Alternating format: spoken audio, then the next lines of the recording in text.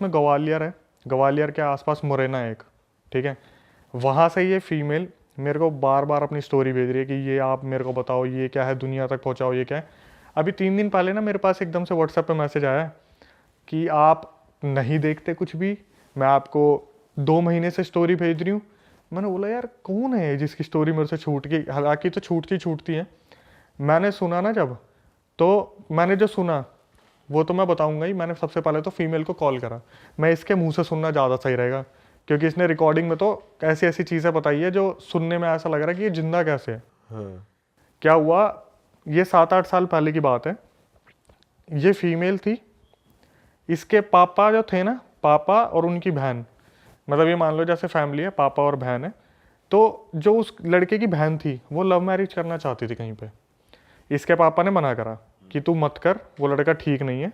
तो love marriage वाले दिन इस लड़की की जो मतलब वो लड़के की बहन थी, उसका भागने का प्लान था। इसके पापा को पता चल गया। इसने क्या करा, अपनी बहन को बंद कर दिया कमरे में कि मैं तेरे को लव मैरिज नहीं करने दूंगा। उस लड़के की हो हा के कहीं टूट टाट के 1-2 साल बाद शादी हो गई, लेकिन इसकी बहन के दिमाग में ये चीज़ रह गई कि मेरी लव मैरिज नहीं होने दी, मैं बदला लूंगी। इसने क्या करा, जैसे जैसे इनकी फैमिली आगे बढ़ने लगी, बड़े होने लगे, तो दिमाग में तो था ही उसके कि मेरे को बदला लेना है, सही टाइम आने दो, ऐसा करूंगी कि इनकी पूरी फैमिली के जड़ तक ये चीज़ जाएगी। अब आप देख तो लो उसे बदले की बदला भावना। अपने ही फादर से लेना था या उस लड़के से लेना था? लड़का तो गया, लड़के से तो कोई लड़के दिक्कत ही ने नहीं तो है। कहीं और कर ही हाँ, ली, पर उसे उसे अपने लेना था। फादर से बदला लेना। फादर नहीं था, उसका भाई था। अच्छा। हाँ, जैसे मान लो एक लड़का एक लड़की है, दोनों भाई बहन सगे नहीं है, कजन है। तो लड़का तो बेचारा ये सोच रहा है लड़की जो मेरी बहन है उसकी शादी गलत जगह ना हो जाए। तो लेकिन इसके दिमाग में है कि मेरी तो लव मैरिज होने नहीं थी, मैं तो इसे बर्बाद करूंगा। ओके। और बर्बाद भी ऐसा करूंगी कि इसे जड़ तक जाएगी पूरी, मतलब आगे 7 पुश्तें जो पैदा हो रही है ना उन तक पहुंचा दूंगी। अच्छा जी। इसने क्या करा, ये जो फीमेल थी, बड़े होते होते इसने पूरी तांत्रिक विद्या सीख ली। पीछे पीछे ये क्या कर रही है किसी को नहीं पता, कॉलेज जा रही है, क्या कर रही है कुछ नहीं पता। इसने ऐसी तांत्रिक विद्या सीखी, अभी आप आगे सुनोगे, 7-8 साल हो गए, वो फीमेल अब तक फ्री नहीं हो पाई जिसके ऊपर ये बीत रहा है। ओके। जो बुआ लगी मेरे ख्याल से, जो भाई की बहन हुई वो बुआ लगी आने वाले बच्चों के लिए। तो क्या हुआ, इस जो बुआ थी, जो बहन थी, उसने इनके घर में जब बच्चे बच्चे पैदा हो गए, इनके मंदिर के जो तस्वीरें थी उसके पीछे ले जाके कोई चीज रख दी। अच्छा। तो बेसिकली जो कजन भाई था उसकी शादी हो गई या नहीं हुई शादी? तभी तो उसकी बुआ हो लग गई, उसकी हो गई ना, उसकी हो गई, बच्चे हो गए। ये मान लो ये तो पूरी यही सोच रही थी कि मैं तो तब लूंगी जब इनका पूरा वंश बिल्कुल सही चल रहा होगा ना तब। लड़की ने बताया कि सर हमारा सर हमारा बदरपुर में अच्छा खासा घर था, आज हम बिल्कुल रोड पे आ गए हैं इन्हीं चीज़ों की वजह से। तो जो बुआ थी उसने क्या करा, इनके मंदिर के पीछे तस्वीरों के पीछे कोई चीज़ लगा ले जाके रख दी। अब क्या हुआ, जो लड़की थी ना उसकी कज़न भाई की जो लड़की थी, वो पूजा करने जाती थी, तस्वीरें वगैरह साफ करती थी, इसका पहले उस पर हाथ लग गया। ये बता रही है लिटरली जब मेरा हाथ लगा ना, मैं वहाँ पर अकड़ गई, पूरी की पूरी अकड़ गई वहीं की वहीं। बोली मेरे मुंह से ना चू तक की आवाज़ निकलने की हिम्मत नहीं हो रही थी। और ये मेरे को कॉल पे बता रही थी कि आज से 7-8 साल पहले की बात है, जैसे ही मंदिर साफ करा उस चीज़ पर हाथ लगी, मैं वहीं की वहीं अकड़ गई। अब क्या हुआ, इसके साथ डेली कोई ना कोई एक्टिविटी होनी शुरू हो गई। जैसे रात को ये बार बार खड़ी होकर चल दे 12 बजे के बाद, इसके घर वाले देख रहे, कभी ये छत पे मिले, कभी गली के बाहर खड़ी हुई है, कभी उबलता दूध पी लिया, कभी कुछ ना कुछ इसके पास आगे पीछे होता था। इसके घर वालों ने पता करा कि क्या सीन है क्या नहीं है, तो पता चला जी आपके घर में से ही किसी ने कुछ ब्लैक मैजिक का करा है। तो बता दिया कि ऐसे ऐसे वहाँ पर वो चीज़ रखी है मंदिर में, उसे आप फेंक के आ जाओ। इसके पापा से बस एक गलती हो गई, उनको बोला था वो थैला फेंक देना जिसमें भी वो चीज़ होगी। इसके पापा ने क्या करा, थैला ना फेंक के उस चीज़ को हाथ से निकाल के फेंक दिया। अब वो उनके हाथ में भी लग गई, और उनके हाथ में जब लगी ना, पूरा परिवार बिखर गया इनका। आए दिन कोई दुकान बिक रही है, कभी कोई दुकान बिक रही है घर में, कभी कोई आफत आ रही है, कभी कुछ पंगे हो रहे हैं, आए दिन कुछ ना कुछ दिक्कत हो रही थी। अब क्या हुआ, एक मतलब लड़की तो मैं बता रहा हूँ भाई, लड़की इतना ज़्यादा सफ़र कर रहा है ना लड़की ने। लड़की के साथ रोज़ ऐसा हो रहा था कि 12 बजे के बाद उठ के चल दी अपने आप, रोज़ 12 बजे। ये लोग बस यूँ नज़र गाड़ के बैठे हुए हैं कब ये सोएगी और कब हम इसे बंद करेंगे रखेंगे। रोज़ 12 बजे बाद उठती, कभी अपनी मम्मी के ऊपर जलती हुई चाय फेंक देती, कभी अपने पापा के ऊपर चाय फेंक देती, कभी जाकर लात मार देती, इसकी आवाज़ बिल्कुल बदल गई है। कैसी आवाज? जैसे बोलता है ना लड़की की आवाज़ में मर्द आदमी बात कर रहे हैं हाँ। कि उठ जा, खड़ा हो, चल निकल मेरे घर से। तो बहुत तांत्रिकों के पास, मैंने अभी थोड़ी देर पहले कह रहा था ना कि हम तो 100 तांत्रिक के पास पैसे दे के आते हैं, कभी किसी तांत्रिक के पास जा रहे, कभी किसी तांत्रिक के पास जा रहे। तो एक तांत्रिक ने बताया कि ये जिन होता है, जिनसे एक छोटी कैटेगरी होती है, शायद उसे खबीज बोलते हैं। खबीज को जिन का बच्चा मानते हैं, तो वो इस लड़की के ऊपर छोड़ा हुआ है, खबीज को। अब वो पता है क्या है, वो इससे फिजिकल नहीं होता, लेकिन इसको किसी के साथ देख भी नहीं सकता अच्छा। जो इसके साथ है।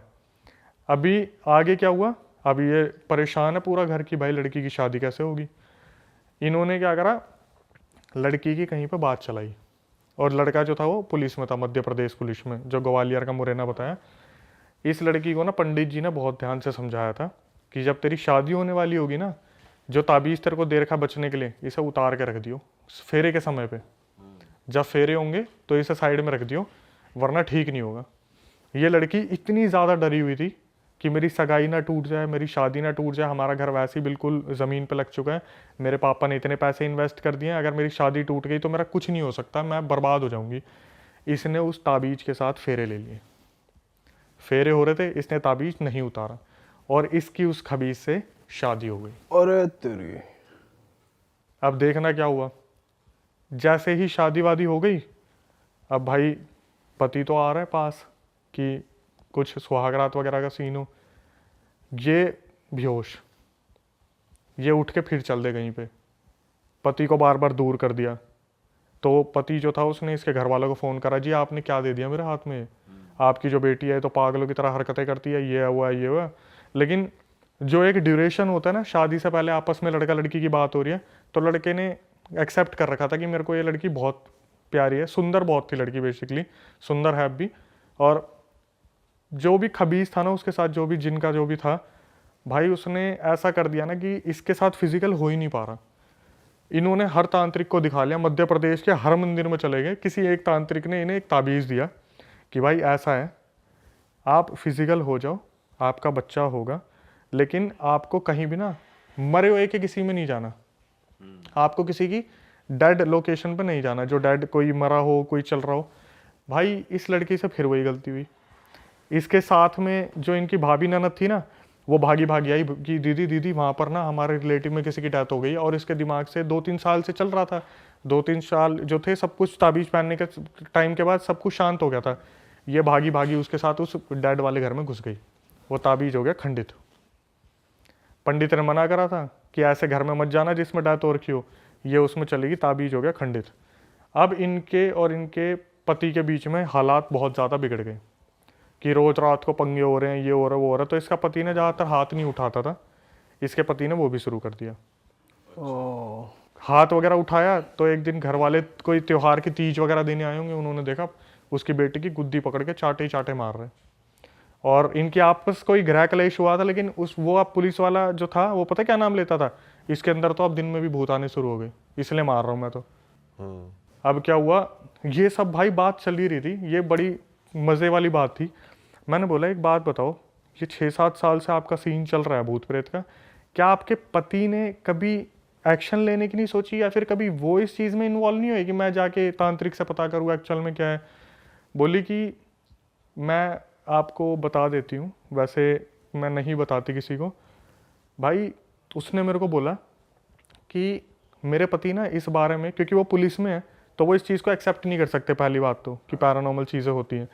मेरे पति ना किसी से कुछ नहीं बोलते थे। उन्होंने एक बार मेरी मम्मी से बात की थी, और ये बात मुझे मेरी मम्मी से पता चली है कि मम्मी से जब मैंने बोला ना कि ये बच्चा पैदा नहीं कर पा रहे, क्या पता इनमें कमी हो, मेरा बच्चा तो जो है ऐसे ऐसे होगा नहीं, पंडित जी ने बोला ऐसे ऐसे।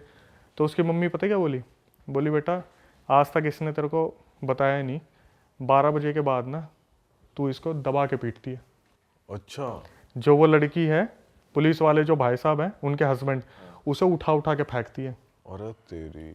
लड़की को उस दिन पता चला कि मैं तो ना तो इन्हें पास आने देती, ऊपर से 12 बजे जब वो अपने होश में से चली आती है, खबीज बॉडी में आता है और वो धर के दुहाई पीटता है बहुत अच्छे से। उस टाइम मेरे मुंह से पता क्या निकला, मैं ओह माय गॉड, मेरे मुंह से निकला, बोली अभी 1 साल पहले मैंने कंसीव किया था, 7 महीने में मेरा बच्चा मर गया। ओह। ये बोल के वो रोने लगी। मैं बोला कि आपके हस्बैंड में कोई कमी हो, अभी वो क्या चल रहा है क्या नहीं चल रहा। बोली सर कम से कम 7-8 साल हो गए, मैं इस चीज़ से बाहर ही नहीं निकल पा रही। कुछ ताबीज़ों और लॉकेटों की वजह से चल रही हूँ मैं। जिस दिन ये मेरे गले से उतरते हैं या कुछ हो जाता है, उसी दिन मैं कुछ ना कुछ खेल कर देती हूँ। अभी भी मतलब ये कंटिन्यू है। अपने पति को पीट देगी, अपने घर वालों को पीट देगी। ससुराल में तो डरे डरे रहते, उससे कोई कुछ बोलता ही नहीं ज़्यादा। आई रसोई में खाना बनाया, अब खाना बना के चली गई, अपने सो गई। दिन में 24 घंटे में से कम नहीं तो 16 घंटे की नींद उसे चाहिए। क्यों? वो खबीज जब भी उसकी बॉडी में आता है या आसपास आता है ना, इसका शरीर टूट जाता है। सीधा इसकी बॉडी कमज़ोर पड़ जाती है, ना इससे उठा जाता ना कुछ करा जाता। बोली कि पीरियड्स जो होते हैं फीमेल के, उस टाइम पे तो ब्लड भी ब्लैक निकलता है। बच्चा कंसीव नहीं कर पा रही है, और सिर्फ किस लिए? एक ब्लैक मैजिक। और किसने करा था? बुआ ने बता भी रखा, बुआ ने कर रखा है, कुछ नहीं कर सकते भाई। लेकिन ब्लैक मैजिक का तोड़ ब्लैक मैजिक से तो हो ही सकता है। अगर किसी सही तांत्रिक तक पहुंच जाए, वो कुछ उल्टा इन पे तोड़ दिखाया, तो वो तो कट सकती है चीज़। देखो भाई, जितना मेरे को पता है ना, मेरे को ऐसा लगता है कि इस चीज़ पे आप भी एग्री करोगे, करने वाले को ज़्यादा इन्फॉर्मेशन है, उतारने वाले को कम है। मतलब जो ब्लैक मैजिक करना जानता है ना, उसने अपनी 100% दे के वो विद्या सीख ली। और जो उतारने वाला है ना, वो अपना 100% कभी नहीं दे पाता। उसे जब भी लगता है ना हाँ मेरे को ये आ गया, वो ओवर कॉन्फिडेंट हो जाता है कि अब तो उतार ही दूंगा, अब तो उतार ही दूंगा। लेकिन जो करने वाला होता है ना, इसको और ज़्यादा बर्बाद कैसे करूँ, बोलते हैं ना नफरत में पावर बहुत होती है, कि साला इसे और बर्बाद कैसे करूँ, इसे और बर्बाद कैसे करूँ। तो सिखाने वाला भी होगा, उसे पता क्या बोलेगा, ये तो सीख लिया, मेरे को बस इतना बताओ, अगर मैं तड़पा के मारना चाहूँ तो क्या करूँगा। सिखाने वाले को बार बार बोलेगा ये नहीं, ये तो तड़पा के हो गया, मुझे एक बात बताओ, अगर इसकी हड्डी तोड़ूंगा, गर्दन तोड़ूंगा, नाखून मोड़ दूं। आप देखते हो ना हॉरर मूवीज में एक एक उंगली टूटती है। आप बिलीव नहीं करोगे, वर्ल्ड वाइड ऐसे केसेस मिलते हैं जहां पर फोटोज के ऊपर भी ब्लैक मैजिक कर रखा है, नाखून, बाल, उंगलियां, हाथ पैर कुछ भी मिल जाए। एक तो मैं केस स्टडी आपको बताता हूँ, बहादुरगढ़ की बात है। पता है कैसे वश में कर रखा था? फीमेल का जो वाइट डिस्चार्ज निकलता है, वो अपने हस्बैंड को पिला रखा है, कैसे न कैसे पिला रखा है। तांत्रिक ने बताया है कि भाई ऐसे ऐसे जो अपना डिस्चार्ज होता है वो पिला रखा है। अगर वो हस्बैंड को बोलेगी ना अपने बाप को पीट दे, बाप को पीटता था वो जाके उस डिस्चार्ज पीने के बाद। यस, पूरा वशीकरण, 100% वशीकरण, हिप्नोटाइज करा हुआ प्रॉपर पूरा। अगर वो बोलेगी ना कि तेरी बहन मुझे मारती है, अपनी बहन को मार दे, बहन को पीटेगा वो जाके। अब मैं बताता हूँ था क्या। ये लड़का जिसकी मैं बात कर रहा हूँ ना, अपने माँ बाप के लिए पता है कैसा हुआ करता था कि साला मेरे माँ बाप को कुछ बोल के तो दिखा दे, मोहल्ले में आग लगा दूंगा मैं। और ऐसे पाला गया था उस लड़के को। एक टाइम पे जब उसकी शादी होगी ना, भाई साहब मैं कह रहा हूँ, सबसे पहले तो घर के बीच में दीवार खिंच गई। भाभी जो थी लड़की आती, बोली कि मेरे को तेरे माँ बाप के साथ नहीं रहना। उसने बोला देख मैं माँ बाप को छोड़ नहीं सकता, हम एक पार्टीशन कर लेते, उस वाले हिस्से में मैं रहूँगा, इसमें रहेंगे, क्योंकि बुजुर्ग हो रहे हैं वो भी। एक दिन पता नहीं ऐसा क्या करा, अगले दिन लड़का सीधा घर में घुसा है, अपने बाप को जो मारा उसने, जो मारा। उसकी माँ बस खड़ी खड़ी देखती रहेगी कि ये बच्चा जो आज तक जिसने हमारा करा है, जो बोलते हैं ना बागबान मूवी में सलमान खान पैर पे सर रख के सो रहा है कि मेरे को नींद नहीं आएगी, वो वाला बच्चा अपने बाप को पटक पटक के पीट रहा है। और जब केस कर दे तो वो औरत आके खड़ी हो जाए अपने कपड़े फाड़ के, तेरे बाप ने मेरे साथ गलत किया था। भाई ये तो बहुत ही बेकार चीज है यार। तो ये उस पे करा किसने, ये ब्लैक मैजिक उसके थ्रू करवाया उसने खुद से ही? खुद ही, कि माँ बाप में घुसा रहता है। पति मेरे वश में आ जाए। मेरे वश में है जी, बिल्कुल।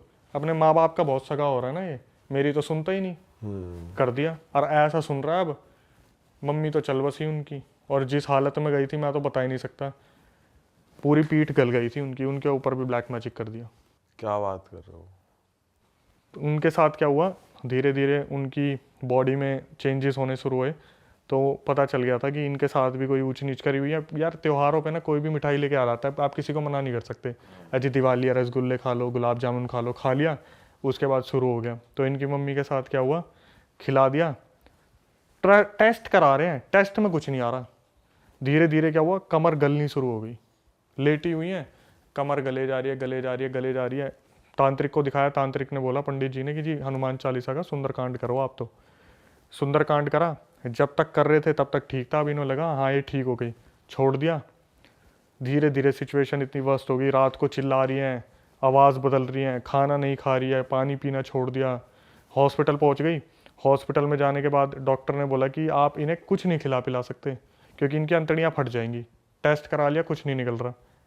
उसके बाद क्या हुआ, वो औरत जो बेड पे लेटी थी, इतनी उसकी आंखों में आंसू आ गए, इतनी आंखों में आंसू आ गए, इन्होंने हार थक के बोला अब जो होगा देखा जाएगा, पानी पिला दिया, अंतड़ियाँ फट गई। ये कितना गलत है यार, मतलब तुम क्यों ही कर रहे हो ये सब? ऐसे लोग फलते फूलते नहीं है, ऐसे लोग फलते फूलते नहीं है। उसके बाद इनकी जो भाभी थी ना, उनका भी बहुत बुरा हाल हुआ, बहुत ज्यादा। जिसने करा था? हाँ, जिसने करा था। उनके साथ सुन के मजा आ जाएगा भाई। क्या हुआ, जो फीमेल मरी थी ना, ये पार्टीशन के साइड में तो रहते थे, जैसे ही वो फीमेल मरी 3 दिन के अंदर उनके बच्चों के अंदर उसने, माता जी ने आना शुरू कर दिया। जो बच्चे थे ना छोटे छोटे भाभी के, उनके अंदर आना शुरू कर दिया। और वो बच्चे छोटे छोटे उछल उछल के बोल रहे घर से बाहर निकल, घर से बाहर निकल, तूने मारा ना उनको, घर से बाहर निकल। और वो औरत जो भाभी थी उसकी, घर के बाहर भाग के इसके अंदर कौन आ गया, इसके अंदर कौन आ गया, देखना इसके अंदर कौन आ गया। जब पड़ोसी आ रहे तो मैं बात कर रही हूँ, इसने मेरे को मारा काले जादू से, मेरे पति और मेरे बच्चों को अकेला छोड़ दिया।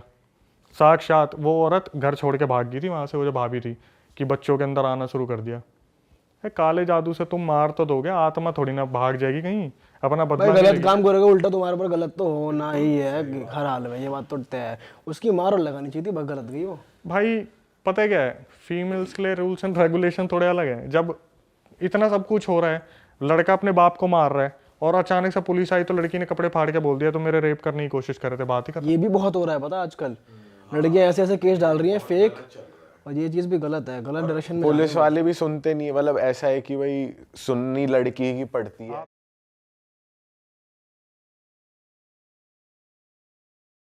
तो मेरी लाइफ में मैं बोल सकती हूँ 10 years बैक बहुत टफ टाइम चल रहा था उस टाइमिंग पे, things were really not right in life. तो मेरे एक ना मुँह बोले भाई हैं, ही इज़ फ्रॉम बिहार। तो वो मुझे बहुत पहले से बोलते होते थे, घर में किसी बच्चे को नज़र लग जाए एंड शी इज़ लाइक बस अमायरा के हाथ से ना उसके ऊपर से कुछ भी फिरवा के डलवा देना, बच्चा ठीक हो जाएगा। हम फन में करते थे एक्चुअली कि ट्राई करने में क्या जा रहा है, मैं कर देती थी और सच में एक्चुअली ठीक हो जाता था सब कुछ। तो होता है ना, अगर मैं ये आपसे करूँ, आप लिया मेरे अंदर कोई पावर है, and I was always feeling very proud and confident. But जब वो टफ टाइम आया तो उन्होंने मुझे बोला कि उन्होंने मुझे एक माला मंत्र दिया कि अमायरा तुम ना इसका चैंट करना शुरू कर दो। माला मंत्र बहुत लंबा होता है, मैं आपको बता दूं कि अगर मैं कॉन्टिन्यूस उस मंत्र का चैंट करने लगूं तो 7 मिनट सिर्फ एक मंत्र को करने में लग जाते हैं।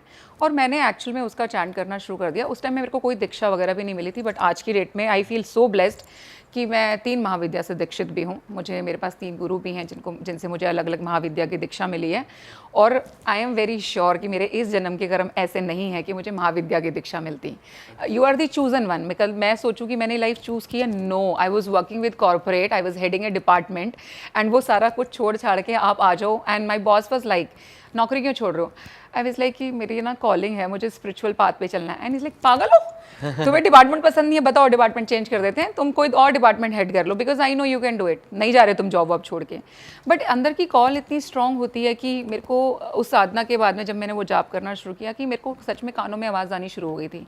मेरे को रोज़ सुबह आवाज़ आती थी, जॉब छोड़ दो, जॉब छोड़ दो। एंड मुझे लगता था यार घर ही जॉब से चलता है, ऐसे कैसे जॉब छोड़ दूँ? मैं आपको बोलूँ अपना सारा काम वाम बंद कर दो, हिम्मत होती है किसी की करने की? आपकी होगी? नहीं होगी। राइट। अब मैंने उस आवाज़ को बहुत दबाने की कोशिश की अपनी लाइफ में, लेकिन वो नहीं दबी। एंड समहाउ मैंने भी एक दिन हिम्मत करके अपने बॉस के सामने बैठ के बोला कि मैं नौकरी अब नहीं करूँगी। तो ये 2.5 साल से मैं बोल सकती हूँ कि मैं इस प्रोफेशन में फुल टाइम आई हूँ, बट उससे पहले मैं कॉर्पोरेट वर्ल्ड में थी। और तो वैसे कितना टाइम हो गया आपको इस फील्ड में? टोटल मैं बोल सकती हूँ 10 साल पहले, जब मैं आपको ये बता रही हूँ कि जब मैंने वो जॉब करना शुरू किया तो मेरे अंदर बहुत सारे बदलाव आने शुरू हुए। मैं किसी की फ़ोटो देखती थी तो फ़ोटो मुझसे बात करना शुरू कर देती थी। इनिशियली आपने देखो कि अब तो पहले कम होता, बट बीच में एक चलन था कि आपके पास ना बड़े फॉरवर्डेड मैसेज आते थे कि ये बच्चा अभी घर से गायब है, या ये लड़की मिल नहीं रही है, किसी को मिल जाए आप अपने दोस्तों में फॉरवर्ड करो। राइट, ऐसे मैसेज पहले बहुत आते थे।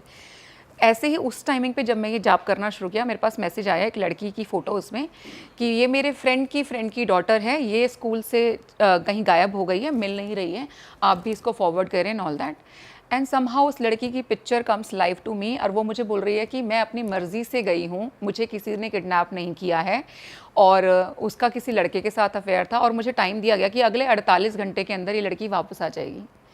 अब मैं खुद के साथ डरी हुई हूँ कि अब ये बात भाई जिसने मुझे मैसेज भेजा उसको बोल के बताऊं कि नहीं बताऊं, लेकिन अगर बताऊं तो पता नहीं मेरे बारे में क्या सोचेगी, क्योंकि उस टाइम तक मैं ही श्योर नहीं हूँ कि ये सब आखिर हो क्यों रहा है मेरे साथ में। बट मैंने स्टिल बड़ी हिम्मत करी कि अगर कोई चीज़ मुझे सुनाई दी है या पता चली मुझे बतानी चाहिए। फोटो आपसे बात कर रही है, मतलब फोटो आपको बात कर रही लिटरली है, ऐसे लिटरली जैसे फोटो मूव करती है ना, कि फोटो में से एक वाइब आती है। जैसे एक इंसान के पास में इन जनरल जब हम पावर्स की बात करते हैं तो देर आर सम सेंटेंस जो एक्टिव होते हैं। जैसे क्लियर पॉइंट से क्या होगा, आपको दिखता है, लिटरली आपकी थर्ड आई एक्टिव होती है। क्लियर सेंटेंस की बात करोगे तो आपकी फीलिंग्स बहुत स्ट्रांग हो जाती है, यानी कि मुझे महसूस होगा कि ऐसा हो रहा है, वो पावर बढ़ जाती है। और कुछ केसेस में हमें जैसे सुनाई भी बहुत क्लियर देता है, थिंग्स टॉक टू अस। तो मेरे केसेस में मैं बोल सकती हूँ कि समहाउ तीनों की तीनों सेंस ना थोड़ी थोड़ी बहुत अच्छे तरीके से एक्टिव हैं। क्योंकि कुछ लोगों की जब मुझे पास्ट लाइफ दिखती है तो मुझे फ्रैक्शन ऑफ सेकंड के हिसाब से उनकी पूरी पास्ट लाइफ मेरे सामने पिक्चर की तरह चल जाती है। तो पर उस टाइमिंग पे ग्रेजुअली नया एक्सपीरियंस है, but I call that lady कि भाई सुनो, ये तुम जानते हो तुम्हारे रिश्तेदार है? देन शी इज़ लाइक कि मेरी रियल फ्रेंड की जो है डॉटर है ये। तो मैंने बोला आप घबराओ मत, ये किडनैप विडनैप नहीं हुई है, ये 48 घंटे में वापस आ जाएगी और ये सही सलामत है, इसको कोई नुकसान भी नहीं होने वाला है। तो उन्होंने मुझे बोला आपको कैसे पता? मैंने कहा ये तो मैं नहीं बता सकती, पर आप वापस आ जाए तो आप मुझे बता दें। And I was so happy कि एक्चुअली 48 घंटे पूरे होने से पहले 40वें घंटे मेरे पास उनका मैसेज आ गया कि लड़की घर वापस आ गई है। एंड तब मुझे लगा कि यार जो इसका मतलब मैं जो ये जाप कर रही हूँ इसमें कुछ तो पावर है। और होता है ना पावर का नशा से एक बार चस्का लग जाए फिर कहाँ लहू मुँह लग गया है ना। तो फिर मैंने नहीं छोड़ा, फिर मैंने उस मंत्र को जैसे पकड़ लिया और मैंने उसके जाप करने शुरू करे। मैंने फिर तांत्रिक सिद्धियों के बारे में भी पढ़ना शुरू किया। एंड मैं बहुत ज़्यादा खिंचाव महसूस करती थी बगलामुखी की तरफ। अब मुझे हुआ कि अब मेरे को काफ़ी टाइम हो गया और नो डाउट जैसे कि मैंने आपको बताया कि सौम्य नहीं है बगलामुखी माँ, बहुत उग्र हैं और अगर गलती करोगे तो ये उल्टा भी लटकाएगी। ये नहीं है प्यार प्यार से ओवर, ऐसा सीधा ओवर इन द सेंस अगर आप योग्य नहीं हैं उस चीज़ के, या फिर आपको नहीं छेड़ाखानी करनी थी, आपका पीछे से प्रारब्ध नहीं है, तो अगर आपने उनका कोई भी मंत्र शुरू करोगे तो उसका उल्टा असर भी होना शुरू हो जाता है। मतलब इनके नियम कानून बहुत टफ नियम है। कानून बहुत ज़्यादा टफ हैं। मैं हालांकि आपको अभी एक महाविद्या के बारे में और भी बताऊंगी जिनके केस में सारे नियम कानून फेल हो जाते हैं, और मुझे लगता है कि कलयुग में अगर आप उनकी साधना करो तो काम भी ऐसे हो जाएगा, और सबसे बड़ी बात कोई रूल्स रेगुलेशंस एज सच आपको फॉलो नहीं करनी वैसे पड़ती। इसमें बगलामुखी साधना में इसमें क्या मेंटेन करना पड़ता है आपको, मतलब कैसे इसके अंदर बहुत बचे रहो? इसके अंदर नहीं बचे रहो का तो सीन ही नहीं है। मुझे लगता है देखो, एक तो पॉइंट इज दिस कि अगर आपका लिखा नहीं है तो आप नहीं कर सकते। ये बात मुझे एक तरीके से और कैसे पता चले कि बगलामुखी के 3 मेन पीठ हैं। एक हिमाचल के अंदर है, कांगड़ा के अंदर, एक आप MP दतिया चले जाइए, वहाँ पे बगलामुखी का पीठ है, तीसरा पीठ है आपके उज्जैन के पास में आगे जाएंगे नलखेड़ा, MP में ही, ठीक है। ये 3 जो है मेन पीठ माने गए हैं। मेरी कॉलिंग थी सबसे पहले हिमाचल जाने की। मेरे को बताया किसी ने कि MP वाला ज़्यादा नज़दीक पड़ेगा, दतिया वाला, और वहाँ की मान्यता ज़्यादा है, भैया मिनिस्टर के हवन वहीं चल रहे हैं। तो आई वाज लाइक कि पर नहीं, मुझे ना हिमाचल ही जाना है। वही कॉलिंग होती है आपकी, and you have to trust me guys कि सडन प्रोग्राम बना क्योंकि कोविड बहुत ज़्यादा हिट कर रखा था। मुझे हुआ कि मैं अभी कोविड के बाद रास्ते जैसे ही खुले, मुझे लगा मुझे दर्शन करने के लिए जाना चाहिए। मैं अब मेरे साथ कोई एक्चुअली होता ना इस वाले मामलों में ना, आप किसी को साथ लेके नहीं चल सकते क्योंकि आपका विश्वास अलग है, आपका जाना अलग, और सबसे बड़ी बात मेरी कॉल आ रखी होगी जाने की, आपकी नहीं आई तो हम साथ नहीं जा पाएंगे। तो मैंने सोचा यार मैं ना अकेली गाड़ी लेके निकल जाऊंगी, एंड 11-12 घंटे का तो सिर्फ रास्ता है यहाँ से। फिर मैं डर रही थी कि यार अकेली लड़की है, रास्ते में टायर पंचर भी हो गया तो भी रुक जाएंगे, कैसे जाऊँगी। बट समहाउ मुझे लगता है जब बुलावा आना होता है, one of my friend supported कि I will go with you. हम आधे रास्ते पहुँचे, आई कॉल्ड पंडित पता करने के लिए। पंडित ने मुझे मना कर दिया आने से कि आप मत आओ, कि अभी तो कोविड हटा है, द्वार खुल गए हैं कहने को, लेकिन ना तो आप यहाँ कोई प्रसाद चढ़ा सकते हो, ना यहाँ पे टीका लगा सकते हो, कोई फॉर्मेलिटी पॉसिबल नहीं है। तो मैंने बोला चलो ठीक है छोड़ो यार, पर मेरे को आना है, बैठ सकते हैं वहाँ पे, क्योंकि मुझे पता है जो ये आप बात करोगे ना, टीका लगाना, प्रसाद चढ़ाना, ये सब ना सिर्फ नाम के रिचुअल हैं। अगर आपके मन में भाव है ना तो आप माँ को वैसे भी छुपाते हो। पर पंडित ने बोला बैठने भी नहीं दिया जाएगा, एंड मैं बहुत मरे मन से एक्चुअली वापस आ गई। बट मेरी जो इच्छा थी वो इतनी प्रबल थी, अगले 6 महीने में मेरा ट्रिप ऑटोमेटिकली प्लान हुआ। One of Pandit only supported कि मैम मैंने आपके साथ जाना है। हम दोनों यहाँ से हिमाचल गए, एंड अचानक से एक लड़का आता है, मेरे को वहीं मंदिर में ही एक होटल बना हुआ है वहाँ पे, हमने वहीं रुकना था क्योंकि मुझे धरती वही चाहिए। क्योंकि जो लोग साधक होते हैं ना, उनके लिए ये मैटर नहीं करता कि आपको मूर्ति दिख रही है कि नहीं दिख रही, डजेंट मैटर। जो उस जगह की ऊर्जा होती है ना, वो मैटर करती है आपके लिए। एंड वहाँ की ऊर्जा इतनी ज़बरदस्त है, मुझे नहीं पता अगर आप लोगों ने कभी वहाँ विजिट किया है। नहीं, हम कभी गए अगर आप जाओगे ना, मतलब पूरी body was vibrating whole night, I could not sleep, इतना ज़बरदस्त। एक लड़का आता है वहाँ पे नॉर्मली पूछने के लिए कौन सा रूम चाहिए आपको, AC रूम चाहिए, कुछ भी है। हमने भी नॉर्मल बुक करा है, मुझे पता चला बाद में वो उस मंदिर के ट्रस्टी का छोटा भाई है। और उसके साथ में वो समहाउ ही इज ट्रीटिंग मी जैसे वो मेरा इंतज़ार कर रहा है वहाँ पे। अगले दिन वो हमारे सारे दर्शनों के वहाँ पे इंतज़ाम कराता है। मैं एक नॉर्मल इंसान हूँ, मैंने कोई प्रोटोकॉल कहीं कोई कॉल करके अपने लिए कोई इंतज़ाम नहीं कराए थे, बट ट्रस्ट में जो मेरे दर्शन कराए गए वो इसी तरीके से हुए कि जब एक अगर मंत्री दर्शन करने के लिए चला जाए तो आपके क्या होता है, आपने पीछे के दरवाजे बंद, मंत्री की पूजा होती है आराम से और फिर निकाला जाता है। सेम वैसी पूजा हुई थी मेरी, एक नॉर्मल इंसान होने के नाते। मैंने किसी को कुछ नहीं बोला, पट बंद कराए गए, प्रॉपर मेरी पूजा परफॉर्म कराई गई। मैंने कहा भैया मैं बैठना चाहती हूँ यहाँ पे। मेरे लिए अलग से 4 बजे सुबह मंदिर के द्वार खुले हुए थे कि अभी यहाँ पे सफाई वगैरह होएगी, उस टाइम कोई आपको नहीं रोकेगा, अदरवाइज परमिशन ही नहीं होती आपको गर्भगृह में बैठने की। मैं वहाँ बैठ के साधना करके आई थी। तो जब चीज़ें आपके लिए होनी शुरू होती हैं और उसकी वाइब्रेशन इतनी ज़बरदस्त है। पूजा हो गई, वहाँ पे अंदर एक बुक शॉप होती है, आप किसी मंदिर में जाओ आजकल बड़ा है ना, सामने बुक रखी थी तांत्रिक सिद्धियाँ। अब मेरा सिर्फ अट्रैक्शन सिर्फ वहीं पे, मुझे वही बुक दिखाई दे रही है, मुझे और कोई बुक ही दिखाई नहीं दे रही। एंड मैं बुक स्टोर पे जाके बोल रही हूँ भैया वो तांत्रिक सिद्धियों वाली बुक दे दो। And the guy who was with me, छोटा बच्चा, ही इज़ लाइक दीदी ये मत लो। एंड मैंने बोला क्या हो गया, बुक ही तो है। बोला नहीं नहीं आप ये इन सब चक्करों में मत पढ़ो, आप ये सिद्धियाँ विद्धियाँ मत करना क्योंकि ये बहुत नुकसान दे देती हैं।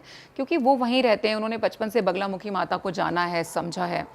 तो मैंने बोला पर मैं तो कर रही हूँ ऑलरेडी, मैंने तो बड़े एक्सपेरिमेंट करने शुरू भी कर दिए और सब सही जा रहे हैं।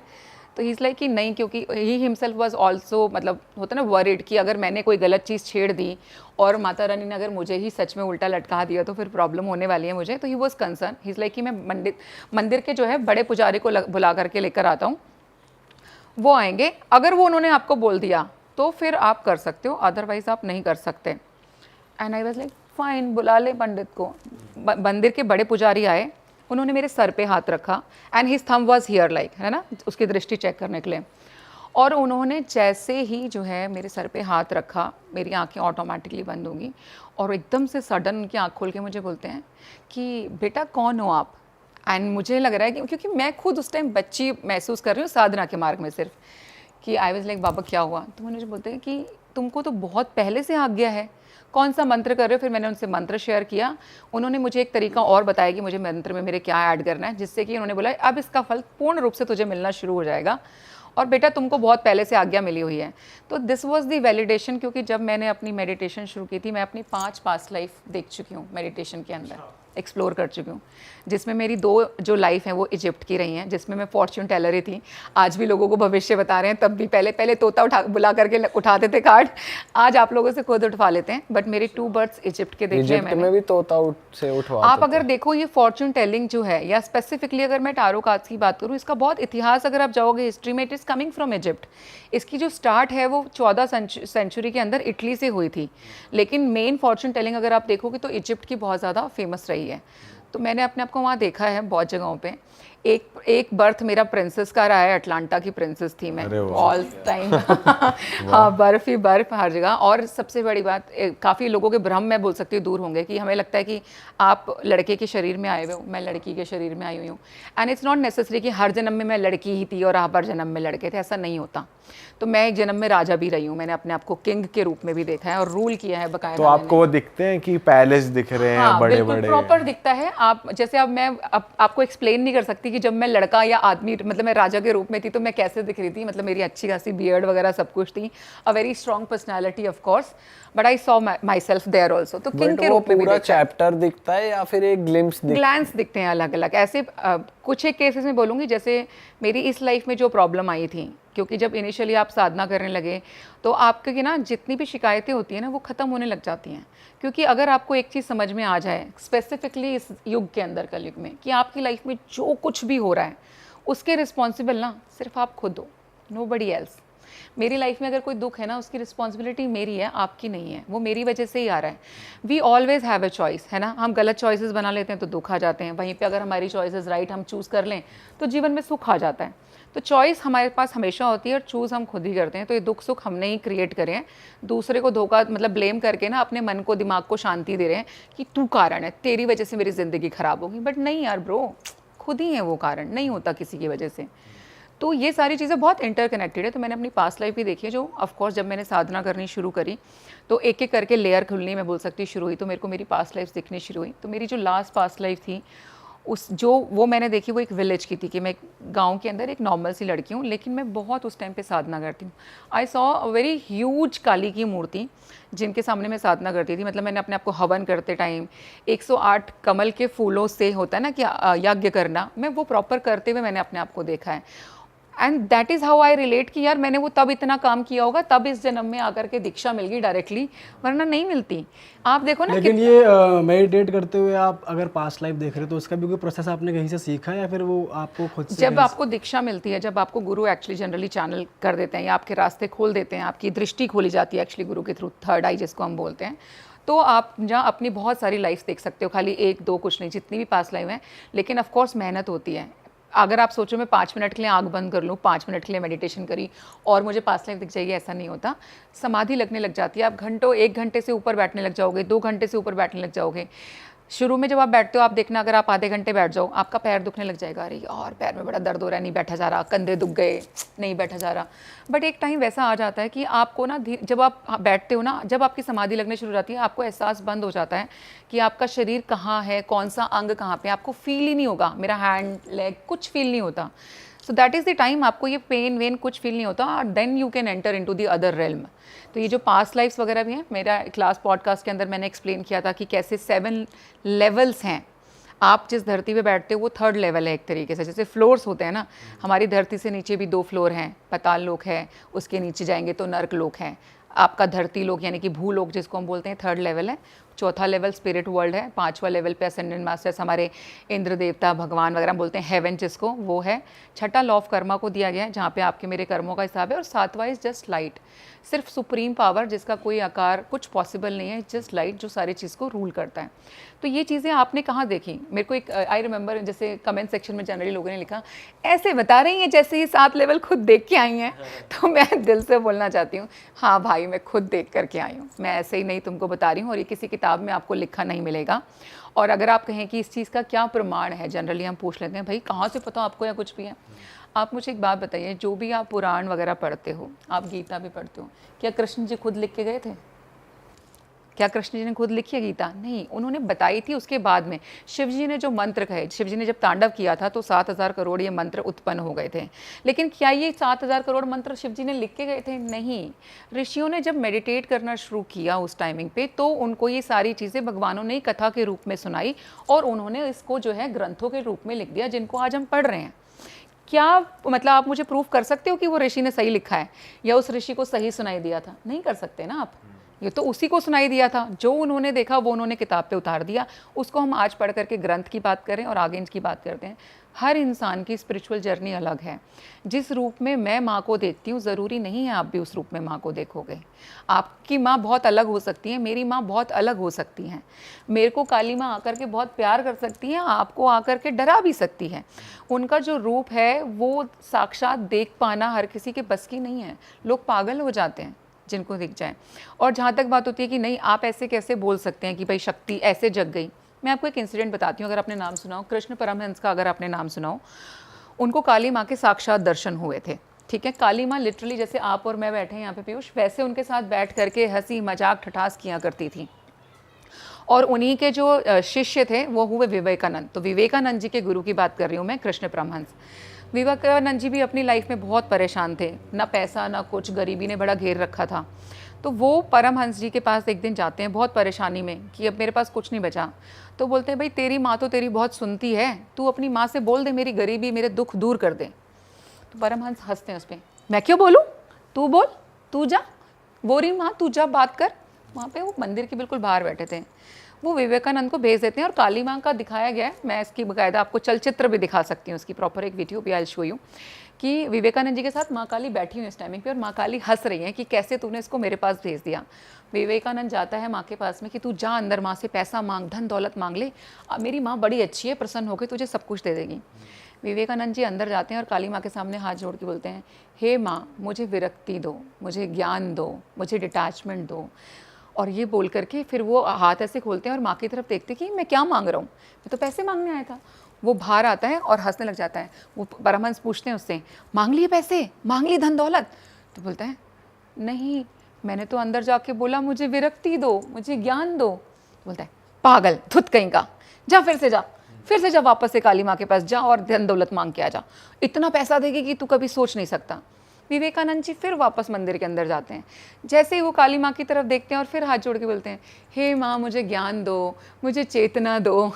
तो और जब वो मांग रहे हैं उसके बाद खुद भी सोच रहे हैं मैं बोलने कुछ और आता हूँ, ये बार बार ये ज्ञान मैं कहता चेतना क्या कैसे हूँ? आ रही है। वो फिर बेचारा वापस आता है। परमहंस जी कम से कम उसको 4 बार जो है वापस भेजते हैं विवेकानंद जी को, अगर आप जाओ, तुम पागल हो, तुम्हारा तो दिमाग खराब हो चुका, तुम्हें ये किसने कहा है मांगने के लिए, तुम क्या करोगे ज्ञान का।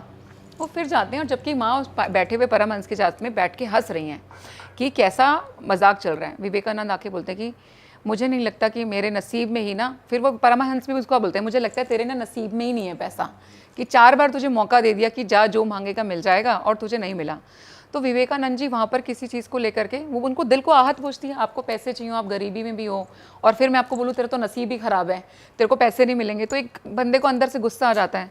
तो उन्होंने ना बड़ा अंदर मरे मन से बोला कि ये ना सब बेकार ही है सब कुछ। तो परमहंस जी ने विवेकानंद जी की छाती में ऐसे करके लात मारी और विवेकानंद जी वहाँ गिर गए। उस लात ने उनकी कुंडली अवेकनिंग कर दी थी और उस दिन के बाद का दिन आज का दिन है। आपको पता विवेकानंद जी किस चीज़ के लिए जाने जाते हैं, नो लुकिंग बैक था, उनकी स्पिरिचुअल जर्नी उस दिन से एनहांस हो गई। तो गुरु का टच, चाहे वो आपकी थर्ड आई पे मिले, चाहे वो मैं बोलती हूँ छाती में आपके लात लगे, जब गुरु कृपा आपके ऊपर होती है तो आपकी शक्ति जागृत 2 सेकंड में हो सकती है। आप तब वर्षों की तपस्या की बात करते हो, 2 सेकंड लगते हैं, हो सकती है। मेरे केस में मैं मानती हूँ कि शायद ये पुराने जन्मों का प्रारब्ध है कि मुझे इस जन्म में महाविद्या की दीक्षा मिली और मैं साधना कर रही हूँ। मैंने शुरुआत बंगलामुखी से की थी, बट अभी बहुत रीसेंट टाइमिंग में ही मुझे माँ मातंगी की, जो कि हमारी बगलामुखी माता को आपने सिद्ध कर लिया? नहीं, सिद्ध नहीं किया है। सिद्ध करना इतना आसान नहीं है। सिद्ध कर लिया होता तो मैं आपके साथ यहाँ नहीं बैठी होती शिव। तो आप कहाँ बहुत होते? बहुत नॉर्मल है, फिर मैं छोड़ छाड़ के सब कुछ यहाँ से चले जाती। मुझे वो चीज़ अगर सिद्ध ही हो जाएगी तो पहली बात ना, इन सब चीज़ों से तो विरक्ति आनी हर हाल में मुमकिन, ये होगा ही होगा, आज नहीं है कल होगा। मैं भी आज आपके सामने बैठी हूँ क्योंकि इसीलिए शायद मुझे लगता है कि समय के साथ मेरे में भी वो बदलाव आए और भगवान ने ही मुझे माँ मातंगी की दीक्षा दिलाई। तो माँ मातंगी के बारे में बहुत ज़्यादा लोग नहीं जानते हैं। She is also one of the 10 महाविद्या में से एक महाविद्या माँ मातंगी है, जिनको उच्चिष्ठा मातंगी भी कहा जाता है। उच्चिष्ठा का मतलब जनरली क्या होता है? झूठा। एक ऐसी माँ जो आपका झूठा खाना खाती है। अगर उनको जनरली आपने सुना, कोई भी भगवान ऐसा नहीं है जिसको झूठे खाने का भोग लगाया जाता है। She is the only one. वो अगर आप उनको सुच्चा खाना दोगे या सुच्चा भोग लगाओगे, स्वीकार ही नहीं करती। वो पहले आपको खाना है और उसके बाद ही आपको माँ को ऑफर करना है, तब वो स्वीकार करती है। पर इसके लिए भी आपको गाइडेंस मिली थी किसी से कि इनकी भी ये साधना बहुत करनी अच्छा है? है। ऑफ कोर्स नहीं, कोई गाइडेंस नहीं मिली थी, मुझे कुछ नहीं पता था। मैं ऋषिकेश के एक आश्रम में गई थी, मेरे जो गुरु हैं जिनसे मुझे दीक्षा मिली, मुझे उनसे कुछ और चीज़ को लेके काम करना था, बात करनी थी। मैं वहाँ गई एंड समहाउ आश्रम में पहुँचने के बाद में मेरे अंदर एक अजीब सी जिद पैदा होने लगी कि मुझे ना स्वामी जी से ना रुद्राक्ष की माला चाहिए एक। और मैंने वो चीज़ कम्युनिकेट की क्योंकि जो मेरे गुरु हैं, जो मेरे तीसरे गुरु हैं जिनसे मुझे मातंगी की दीक्षा मिली है, he is a foreigner, he is based in Spain, but उनको 50 साल हो गए हैं हिंदू धर्म अपनाए हुए। और वो खुद भी तंत्र प्रैक्टिस करते हैं। मैं बोलती हूँ कि मैंने उन जितना तंत्र अभी तक अच्छा किसी को करते नहीं देखा। मैं ये बहुत बीट कर सकती हूँ कि हम बात करते हैं कि हमारे यहाँ पे कुछ, नो डाउट उन्होंने ज्ञान हमारे यहाँ से लिया है। मैं तो कह रही हूँ इतना लिया ना कि सोचो अपना सब कुछ छोड़ के वो यहाँ आ गए कि हमारे यहाँ का धर्म उन्होंने अपनाया। 50 साल हो गए उनको सनातन धर्म अपनाए हुए। और जितनी डेडिकेशन से वहाँ पे पूरा ग्रुप है फॉरेनर्स का, तो मुझे लगता है कि इसी से प्रूफ भी होता है जब मैं बोलती हूँ कि मेरा बर्थ बाहर का भी रहा है, अटलांटा का, तो उन लोगों के साथ ज़रूर कोई रिश्ता रहा होगा कि मैं उन लोगों से भी वहाँ पर जुड़ी। और मैंने उनको कम्युनिकेट किया कि I want rudraksha mala from Gurudeva. देन उन्होंने बोला आप जा कर के बैठिए। मैं कोई इरादा नहीं है, कुछ नहीं है, पर मुझे रुद्राक्ष माला के साथ में पूरे प्रोसेस के साथ में उस दिन माँ मातंगी की दीक्षा मिली। And everybody was shocked because जो लोग ऑलरेडी उनके साथ रह रहे हैं वो कई कई सालों से उनके साथ में हैं, गुरुजी के साथ में। And they were like because the one my guru sister name is Swatantrata, she was like, and my diksha name is Katyani. तो मेरे उस दिन एक नया नाम मिला, वो है कात्यानी। तो अगेन वो मेरी माँ का ही नाम है, तो मुझे तो सबसे ज़्यादा प्रिय है। एंड सब लोग मेरे को बोलते हैं कि इट सूट्स योर पर्सनालिटी, कि वो कात्यानी तुम्हारी पर्सनालिटी के साथ भी बहुत जाता है। मैं हूँ थोड़ी सी कि बहुत जल्दी अगर किसी चीज़ की गलत बात मुझे बर्दाश्त नहीं होती। हालांकि मुझे गुस्सा जल्दी से नहीं आता। आप मुझे जल्दी से परेशान ही नहीं कर सकते।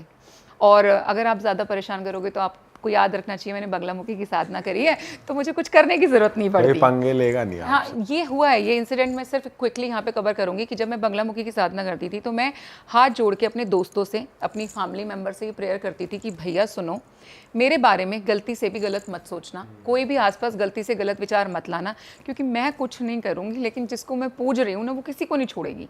और वो होता था कि सामने वाले ने अगर मेरे लिए कोई गलत चाहा, आप मेरे साथ चालाकपंती नहीं कर सकते, अगर आपने की मैं कुछ नहीं कहूँगी आपको, मैं तब भी आपके सामने मुस्कुरा के बात करूँगी, पर वो किस तरीके से आपका उल्टा पुल्टा करके ऐसे गोल गोल घुमा के आपको मेरी लाइफ से आउट कर देगी ना, वो पता भी नहीं चलता। और ये प्रैक्टिकली हुआ है, मतलब मेरे पास लिटरली लोगों के नाम हैं जो मेरी ज़िंदगी से ऐसे गेट आउट किए हैं ना माने, और तरीके से कहीं के नहीं बचे वो, जिन्होंने सोचा कि मुझे उल्लू बना के maybe the profit should go there in business, वो आज कहीं नहीं है, और माता रानी की दया से हम जो कर रहे हैं वो दुनिया को दिख रहा है। तो बगलामुखी माँ के साथ में छेड़छाड़ नो नो नो, गलत है ये, गलत। तो वाइल अभी जैसे आप बता रहे थे कि आपकी सिद्धि अभी पूरी नहीं हुई है, बट क्या आपको ऐसा फील होता है कि माँ आपके साथ ही है, या क्या फील All the करते हो time, आप? मुझे लगता है मैं कभी अकेले नहीं होती, मैं अकेली रहती भी हूँ, अकेले ट्रैवल भी बहुत जगह पे किया है। जनरली लोग पूछते हैं आपको डर नहीं लगता, तो मुझे लगता है मैं अकेली होती नहीं हूँ तो डर कैसे लगेगा। मेरे साथ ऑल टाइम आई फील कि minimum 2 to 3 entities are always around me. अच्छा। और मैंने ये एक बार नहीं बहुत अभी जगह भी देखा है, फील हो रहा है आपको? They are with me. तो आप ये मुझे एक चीज़ एंटिटीज बताओ। कैसी एंटिटीज आप कह रहे हैं? ओके, ये माँ की एनर्जी है क्या? माँ की एनर्जी तो आपके साथ होगी, जिसकी आप साधना कर रहे हो उसकी एनर्जी आप में दिखती है। लेकिन मैं आपको एक चीज़ बताती हूँ डिफरेंट, जो मुझे एक नहीं कम से कम 4 से 5 साधु मैं बोल सकती, जिन्होंने ये चीज़ मुझे वैलिडेट की। उन्होंने कहा कि जब जब वो मुझे देखते हैं उनको काली माँ की शक्ति बहुत ज़्यादा मेरे साथ दिखती है। तो उन्होंने मुझसे फिर उसके बाद पूछा ऑफ कोर्स कि मैं किसको पूछ रही हूँ या किसकी साधना कर रही हूँ। उन्होंने बोला आप काली माँ को ज़्यादा पूछते हो क्या? बेटा आपके साथ काली माँ की एनर्जी ऑल द टाइम दिखती है हमें। तो मैंने उनको बोला मैं आपको एक चीज़ बताना चाहती हूँ, जो 10 महाविद्या का रूप भी अगर आप देखोगे ना वो सब काली के ही स्वरूप बताए गए हैं, वो उन्हीं में से आए हुए हैं। तो अगर मैं मातंगी को पूजूंगी तब भी अगर काली की एनर्जी दिखती है, विच इज़ नॉर्मल। अगर मैं बगलामुखी को माँ को पूछती हूँ तब भी दिखती है। और बगलामुखी माँ का क्या है ना, लोगों को पता ही नहीं है बगलामुखी माँ कौन है, लोगों को पता ही नहीं है कि एक मातंगी माँ कौन है। तो आपने नाम क्या सुन रखे हैं, दुर्गा, काली, तो आप सबसे बड़ी बात आपका कॉन्शियस ही आपको काली की कमांड देगा। आपके दिमाग में कैसे आएगा मेरे साथ मातंगी की एनर्जी, जब आपके दिमाग को पता ही नहीं मातंगी कौन है।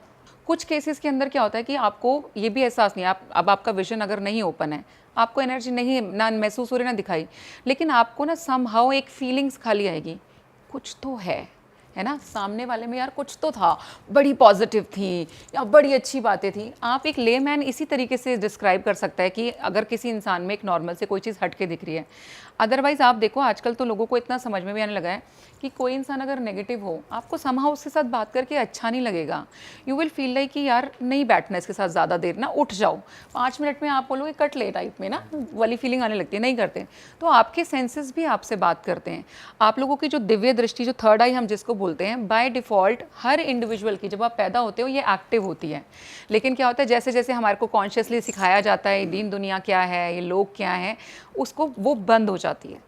तो जब हम ये साधना शुरू करते हैं या आप मेडिटेशन शुरू करते हो या आप मंत्र चांट करते हो, तो धीरे धीरे करके आपकी थर्ड आई वापस से खुलनी शुरू होती है और आपको दिखना शुरू हो जाता है। तो it is all about working on your self. माँ मातंगी की हम बात करें तो वो एक ऐसी महाविद्या है जो कलयुग के लिए मैं बोलूँगी बहुत फलदायी है। माँ मातंगी को तांत्रिकों की सरस्वती कहा जाता है। जैसे आपने हमने सुना नॉर्मल सरस्वती माँ से विद्या आ रही है, नॉलेज आ रही है, एजुकेशन आपकी आती है। तो अगर मेरे को तंत्र सीखना है तो मैं बोलती हूँ माँ मातंगी से बढ़िया तो कोई हो ही नहीं सकता, क्योंकि वो साक्षात जो है तांत्रिकों की सरस्वती है। तो उनसे फ्लो होता है। जब हम लोग हमारे पास अगर प्रॉब्लम लेके आए कि हमारे पर काला जादू है या कोई जादू है टाइप में, या तंत्र प्रयोग हम पे हो रखा है, तो उसका निवारण करने का रास्ता और कौन बताएगा उनसे अच्छा? माँ मातंगी से अच्छा कोई नहीं बता सकता। और जब माँ मातंगी की कृपा आपके ऊपर होती है तो आप कोई भी चीज़ जब आप बोलते हो, आपकी वाणी में, जैसे अगर मैं कोई भी चीज़ बोलूँगी तो आप ऑटोमेटिकली मुझसे प्रभावित होगे ही होगे। मैं कोई भी लाइन बोलूँगी वो आप पे प्रभाव डालेगी, अगर मेरे ऊपर माँ की कृपा है तो। नहीं है तो मैं कहती हूँ कई बार ज्ञानी ज्ञान देता रहता है, कोई नहीं सुनता उसको, कोई नहीं सुनेगा। तो माँ कृपा बहुत बड़ी चीज़ है। मानो तो सब कुछ और ना मानो तो कुछ नहीं। माँ के लिए भाव बहुत ज़्यादा इम्पॉर्टेंट है, लेकिन दोनों ही रूप होते हैं माँ के। लेकिन जब माँ अपने स्वरूप में वहाँ पर विराजमान होती हैं, और मैंने बताया कि माँ के केस के अंदर तो आप उनको झूठा भोगे अर्पण करते हो, क्योंकि इसके पीछे एक स्टोरी भी है यहाँ पे जो मैं क्विकली कवर करूँगी। कि माँ मातंगी की जब हम बात करते हैं तो माँ मातंगी को एक बार अपने घर जाना था, तो वो शिव भगवान को बोलती हैं कि प्रभु मैं अपने घर जाती हूँ, मैं कुछ टाइम बाद वापस लौट के आ जाऊँगी। तो शिव जी बोलते हैं हाँ लौट आना, वरना हम आपको लेने आ जाएंगे। माँ पार्वती चले जाती हैं और वो अपने आराम से मग्न हो जाती हैं और बहुत टाइम हो जाता है उनको, वो वापस नहीं आती। तो शिव भगवान एज़ यूजुअल, अब पति बेचारा क्या करे, है ना, बीवी तो लेकर आनी है। तो शिव भगवान उनको लेने के लिए वहाँ पर पहुँच जाते हैं और वो उनको आग्रह करते हैं कि देवी अब बहुत टाइम हो गया, आप जो है वापस चलें। तो देवी उस टाइमिंग पे अलग रूप में होती हैं, क्योंकि उनको होता था कि मैं भी जिन लोगों के लिए यहाँ पर आई हूँ, जो लोग मेरी सेवा भावना कर रहे हैं, मैं उनके लिए कुछ तो यहाँ पर कर पाऊँ, तो वो उसमें थोड़ा सा व्यस्त होती हैं। तो लेकिन जब शिव भगवान वहाँ पर पहुँचते हैं तो बोलते हैं कि इसको ऐसे समझ में नहीं आएगा, ये तो भाई मुझे ले करके ही जाएंगे। तो और वो इतनी सुंदर होती हैं टाइप में कि शिव भगवान जाते ही पहले बोलते हैं कि इनको ना थोड़ा सा उल्लू बनाया जाए टाइप में। अब वो पहले तो आई नहीं, तो शिव भगवान रूप बदल के जाते हैं माँ के सामने और वो रूप लेकर के जाते हैं एक सुनार का, जूलर का। और वहाँ जा कर के वो माता का रूप, तो माता तो है ही सुंदर, मतलब उनकी मैं जितनी तारीफ़ करूँ, मैं सच बताऊँ तो जस्टिस नहीं कर पाऊँगी। तो वो वहाँ पे उनको डायरेक्टली ऑफ़र करते हैं काम के लिए। Kama is like lust, that sex you talk about, कि मुझे तुम बहुत पसंद हो और मैं तुम्हारे साथ में काम वासना की इच्छा रखता हूँ, तो तुम बताओ तुम्हारा क्या कहना है। तो माता को एक बार तो बहुत गुस्सा आता है, बट वो जैसे ही उनको गुस्से वाले रूप में आती हैं, उनको समझ में आ जाता है कि ये तो प्रभु ही हैं। तो बोलती है कि ठीक है, एक काम करते हैं, आप यहाँ से इस गांव से बाहर जाइए, जंगल में आप वास कीजिए, मैं रात को आपसे वहीं पर मिलने आऊँगी। और माता जो है रूप बदल करके, उस टाइमिंग पे माँ ने जो है ये इसका जो मैं आपको नाम बता रही हूँ, यक्षिणी का रूप लेती हैं और फिर माँ जो है वहाँ पर चांडालनी रूप में वहाँ पहुँचती हैं। तो चांडाल का जो रूप होता है वो दिखने में वैसा सुंदर नहीं होता, और माँ चांडालनी के रूप में ही जो है शिव भगवान के साथ में काम की जो क्रिया है उसको पूरा करती हैं। तब से ही जो है भगवान, जो शिव भगवान हैं, उनको मतंग बनाया गया, यानी कि माँ मातंगी और माँ मतंग। तो मतंग भैरव जो है, उसी दिन से भगवान को मतंग भैरव के रूप में जाना गया, कि तब से उनके अंदर भी वो गुण आ गए कि मतंग भैरव भी जो है वो बहुत प्रचंड हो जाते हैं कि अगर उनको भी कोई चीज़ बर्दाश्त ना हो। तो होता है ना कि बीवी अगर अपने रूप में डालना चाहे, जैसे हम बोलते हैं, तो वो उसके पास वो शक्ति दी गई है कि वो अपने रूप में डाल सकती है। तो तब से शिव भगवान भी मतंग भैरव के रूप में जाने गए और माँ मातंगी को जाना गया कि किसी ने अगर बोल दिया कि गरीबों की कोई देवी नहीं होती, तो वो खुद स्वयं आकर के आई। जो आप देखोगे आदिवासी वगैरह होते हैं, उनके कपड़े वगैरह भी नहीं है, खाने का भी ऐसा ही है। तो वो आगे से उन्होंने बढ़ कर के उनका झूठा वहाँ पर खाया और तब से उन्होंने बोला कि इनकी देवी जो है वो मैं कहलाऊंगी और मैं आज से सिर्फ झूठा भोजन ही आपसे जो है लूँगी। अगर आप उनको सच्चा खाना खिलाओगे, आप रखा रहेगा वहाँ पे, वो भोग नहीं लगाती। And she is very quick to give. उन सबसे अच्छी चीज़ क्या है, कलयुग में हमारे को प्रॉब्लम क्या है कि यार हम ना कोई नियम फॉलो नहीं कर सकते, रूल फॉलो करने में सबको प्रॉब्लम है। तो सेम वे में मातंगी माँ एक ऐसी माँ भी हैं जो सारे नियमों का उल्लंघन करती हैं एक तरीके से, कि उनके अपने नियम हैं। मतलब साधना अगर आप शुरू करोगे, जैसे 11 दिन की साधना है तो 11 दिन की है, 11 दिन हवन करना है तो हवन करना है, ये रूल्स फॉलो करने पड़ेंगे। लेकिन नहा धो के करो, दिया बत्ती करो, खाना अच्छा बनाओ, पकवान बनाओ, ऐसे कोई नियम नहीं है वहाँ पे। आप बिना नहाए धोए भी उनकी पूजा पाठ आराम से कर सकते हैं। 11 और दिन वो में हो जाती है। अलग अलग हैं। जैसे आपने सिद्धि की बात की थी, अगर हम बात करें सिद्धि की, तो किसी एक मंत्र की जो बहुत नॉमिनल काउंट है वो 1.25 लाख बताया गया है। हालांकि डिपेंड करता है मंत्र टू मंत्र भी, आपको कौन से मंत्र की दीक्षा मिली है, उस मंत्र का आपने कितना काउंट करना है। लेकिन एक मंत्र की जो शक्ति है वो एक्चुअल जागृत होने के लिए आप कम से कम लाख का काउंट जो है उसका जब क्लियर कर लेते हो उसके बाद आती है। तो मैं बोल सकती हूँ कि माँ मातंगी के केस में उनकी कृपा है और मैं कुछ काउंट क्लियर कर चुकी हूँ, इसीलिए शायद उन्होंने अपना जादू दिखाना शुरू कर दिया। और आपने वैसे तामसिक साधना करी है, कैसी साधना करी? नहीं, अभी मैं दक्षिणी मार्ग से ही कर रही हूँ। तंत्र के जो मेन मार्ग हैं, वैसे तो खैर 6 मार्ग बताएंगे, जो 2 मेन मार्ग हैं वो एक दक्षिणी मार्ग है, एक वामा मार्ग है। वामा मार्ग के अंदर आपको नॉनवेज खाना भी पड़ता है, चढ़ाना भी पड़ता है, आपको अल्कोहल पीनी भी पड़ती है, आप चढ़ाते भी हैं। मैथुन की बात करें, ऑल अबाउट सेक्स ऑल्सो, तो you also have to get indulge and you offer the virya to Devi. तो वो है, अभी उसके अंदर इंक्लूड ऑफ कोर्स नहीं हूँ मैं, अभी दक्षिणी मार्ग से ही कर रही हूँ, सात्विक तरीके से ही कर रही हूँ। नॉनवेज कभी नहीं खाया, ना भी खा रही हूँ, लेकिन आज नहीं तो कल ऑफ कोर्स वाम मार्ग की तरफ मुझे जाना है और मैं जाऊँगी। अच्छा मैम, अगर आपके पास कोई क्लाइंट आता है, अगर कोई ब्लैक मैजिक किसी के ऊपर हो रखा है, तो आप उसका ब्लैक मैजिक रिमूवल वैसे कैसे करते हो? हम रिमूवल करते हैं महाविद्या के तामसिक यज्ञ के थ्रू ही करते हैं, और बिल्कुल करते हैं, and it's possible also. And कुछ लोगों का सवाल होता है जैसे क्या काला जादू होता भी है जनरली, तो मैं बोलूँगी कि भगवान की कृपा आप लोगों पे बनी रहे जिन लोगों ने वो सफरिंग नहीं देखी। अदरवाइज जिन लोगों ने वो सफरिंग देखी है, मैं आपको एक रिसेंट सिर्फ एक एग्जांपल दे रही हूँ। एक क्लाइंट का मेरे पास में कॉल आया, उस लड़की का चार्ट देखा मैंने शुभम, अमेजिंग चार्ट, मतलब उसका चार्ट देख के बोलोगे भैया इससे किस्मत वाला कौन। मैं उसको बोल रही हूँ बेटा तू तो जिस काम में हाथ डाले तेरा काम बनना चाहिए। तेरे को तो बड़े रेयर नंबर्स का होता है कि अगर आपने न्यूमरोलॉजी में बड़े पॉडकास्ट करें, आपने लो शुगर देखा, बड़ा कम लोगों का पूरा बन पाता है। लड़की का लो शुगर पूरा है। मैं बोल रही हूँ तेरे पास तो कमी नहीं होनी चाहिए किसी चीज़ की। And she is like ma'am हमारे घर में जो भी लड़का जन्म लेता है उसकी डेथ हो जाती है, मेरी मदर सफ़र कर रही है, हॉस्पिटलाइज है, मेरी खुद की हालत ख़राब है, नौकरी वगैरह सब चलेगी, डेली सिर्फ यही थॉट आता है कि मैं मर जाऊँ, मैं सुसाइड अटेम्प्ट कर लूँ। आप मुझे बताओ कि ये क्या है फिर। आप लोग बोलते हो काला जादू नहीं है या कोई जादू नहीं है, वैसे काला जादू तो हमने नाम दे दिया, काला सफ़ेद तो एक रंग हो गया एक तरीके से। जादू, मैजिक इज़ जस्ट मैजिक, उसको ब्लैक एंड या वाइट बनाते हैं हमारे थॉट्स, हमारी इंटेंशन। मैं गलत इरादे से करूँगी तो वो ब्लैक मैजिक है, और वहीं पे अगर मैं सही तरीके से करूँगी तो वो वाइट मैजिक है। मैं आपका उतारा करने के लिए अगर जादू का प्रयोग करूँ तो वो वाइट मैजिक हो गया, वहीं पे अगर मैं आपको हार्म करने के लिए करूँगी तो वो ब्लैक मैजिक हो गया। But magic is real and magic begins where logic ends. It's very simple. तो कोई मैम पता कैसे लगता है कि इसके ऊपर ब्लैक मैजिक है? There are an number of ways. देखो एक तो सिम्टम्स मैंने बताया, आप देखो ना उस बच्चे का चार्ट साफ बोल रहा है कि उसकी किस्मत बहुत अच्छी है, उसका तो समय भी बहुत अच्छा चल रहा है एज पर दी कुंडली also, as per my cards also, as per numerology also. एक नहीं 3 टूल एक साथ चीख के बोल रहे हैं भाई लड़की का समय बहुत बढ़िया है, लेकिन उसकी ज़िंदगी इन रियल वो जो इतनी सफरिंग चल रही है उसकी लाइफ में, वो किसी दूसरे की देन है। और एक चीज़ और है यहाँ पे सिर्फ बोलने वाली, कि चाहे वो काला जादू है, चाहे तंत्र मंत्र है, इसमें कोई दो राय नहीं है कि वो आपकी ग्रोथ में हिंड्रेंस बन सकते हैं, आपकी चीज़ों को डिले कर सकते हैं, लेकिन आपकी डेस्टिनी नहीं बदल सकती। मैं अगर मैं आपके ऊपर काला जादू करूं, मैं आपकी डेस्टिनी नहीं बदल सकती। सिर्फ एक प्रयोग ऐसा है जिसको हम मारण प्रयोग बोलते हैं, कि अगर मैंने किसी को मार ही दिया तब तो बात ही खत्म, ना ज़िंदगी ना डेस्टिनी। लेकिन ऐसे साधक आज की डेट में मुझे नहीं लगता, मतलब मैं अपनी नॉलेज के हिसाब से बात करूं, I don't know any single person जो मारण में इतना अच्छे से हो कि वो आज मारण की यहाँ पे क्रिया करे और आप लुढ़क जाओ, है ना। वो इतना आसान नहीं है। बट हाँ, ये एक ऐसी चीज़ है जिससे आपकी डेस्टिनी में बदलाव आ जाएगा। But otherwise I can not change your destiny.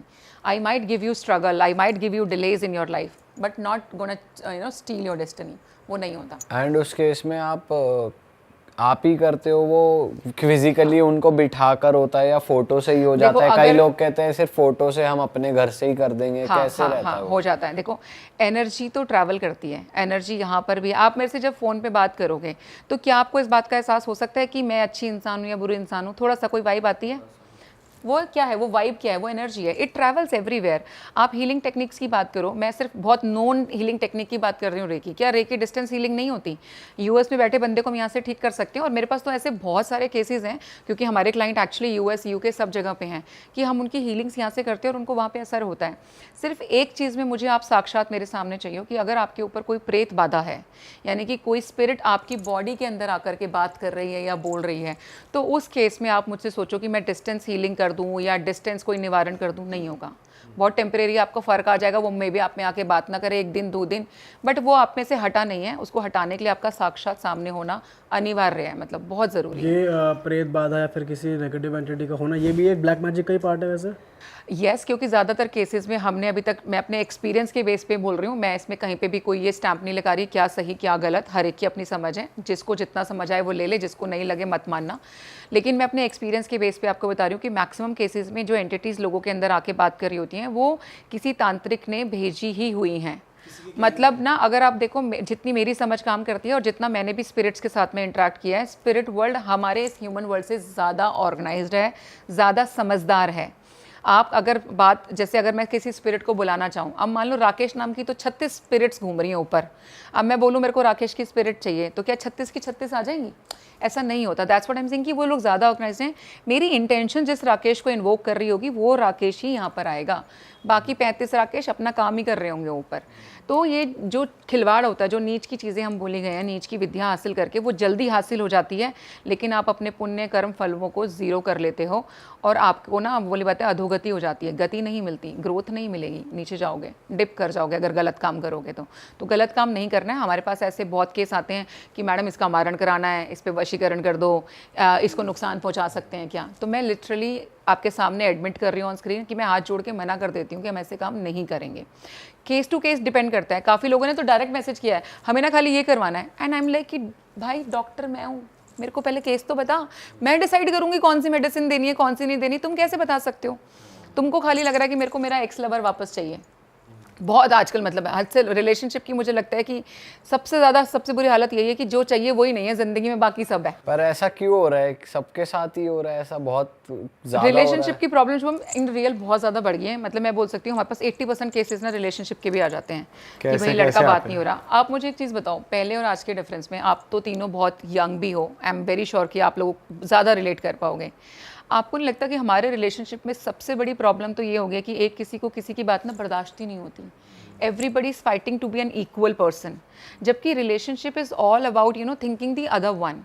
और हम क्या कर रहे हैं, हम खुद को ऊपर रख रहे हैं, नहीं तुझे मेरी बात सुननी पड़ेगी, तुम्हें मेरे अकॉर्डिंगली चलना पड़ेगा। दूसरा, एक्सेप्टेंस इज ज़ीरो। आपके अंदर अवगुण और गुण हम में दोनों हैं, प्लस माइनस दोनों हैं, आप में भी दोनों हैं, आप में भी दोनों हैं, तो मुझे दोनों एक्सेप्ट करने पड़ेंगे ना आपके। अब मैं सोचूं आपकी खाली अच्छाई तो एक्सेप्ट करूं तो शुभम अच्छा है, जैसे ही आपका कोई माइनस या नेगेटिव पॉइंट है तो आप बुरे हो गए। नहीं, ऐसा नहीं होता। रिलेशनशिप में एक्सेप्टेंस जो है बिल्कुल ज़ीरो हो गई है, टॉलरेंस है ही नहीं। और ये जो मैं की जो दौड़ है ना, उसकी वजह से रिश्ते इतने ज़्यादा ख़राब हो रहे हैं।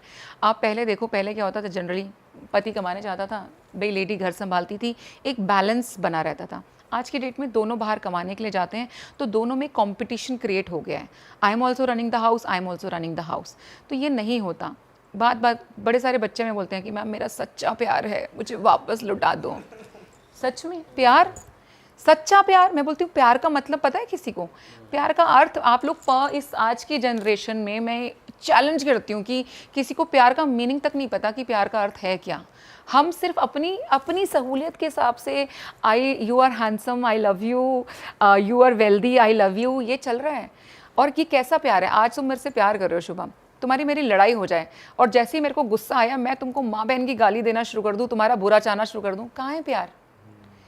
आपको एक पल में एक वो इंसान लग रहा है कि बस इसके लिए मैं मर मिट जाऊं, दूसरे पल मैं इसको मार दूं, मार पीट देते है ना आजकल तो, है ना, जिसके लिए मर मिट जाऊं और फिर मार दूं। तो ये प्यार कहाँ है? तो प्यार है नहीं, इसीलिए प्रॉब्लम हो रही है। तो आप फिर डील कैसे करते हो ऐसे केसेस में? मतलब देखो, मैक्सिमम रिलेशनशिप के केसेस में मैक्सिमम मैं बताती हूँ काउंसलिंग बहुत काम करती है कि उनको रियल में समझाना कि उनके लिए क्या अच्छा है क्या नहीं है। क्योंकि आप नहीं देख पा रहे, आप झूठे प्यार में अंधे हो, क्योंकि प्यार नहीं है तो झूठे प्यार में अंधे हो कि नहीं ये लड़का मेरे लिए बहुत अच्छा है, पर मुझे तो दिखाई दे रहा है बेटा नहीं है, 6 महीने में जा रहा है ये तो टाटा बाय बाय करके।